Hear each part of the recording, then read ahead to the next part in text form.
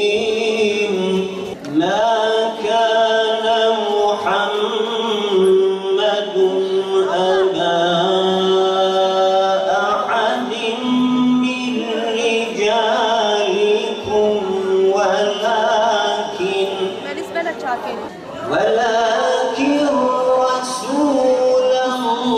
Rasulallahi ve khatamen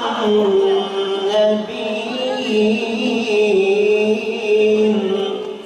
Biz hazırlığımızı yapmıştık. Dışarıda 5000-6000 insanın bu etkinliği izleyebileceği şekilde bu hazırlığı yapmıştık. 2 defa dizilen sandalyeleri kaldırdık. En sonunda bu ses sistemi etkilenmesin diye zaruretten ötürü içeri geldik.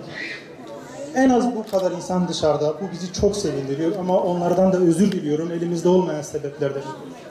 Ahlakla, edebiyatla, tiyatral etkinliklerle, konferanslarla ihya edilmesi lazım. Bir taraftan mimari bina edilirken öbür tarafta kentlerin ruhunu, kentlere ruh katan bu sanatsal etkinliklerle de bu kenti ihya etmenin gayretindeyiz. Allah'ın izniyle. Senin huzurunda ses yükselmez. Edeple konuşulur, edeple susulur.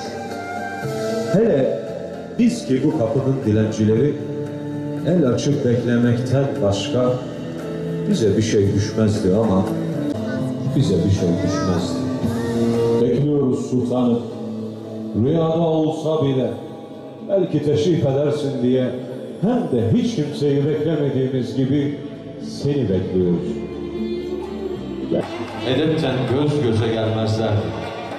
Sen de aleyhissalatu vesselam tebessümle nazar ederdin. Ya Medine bugün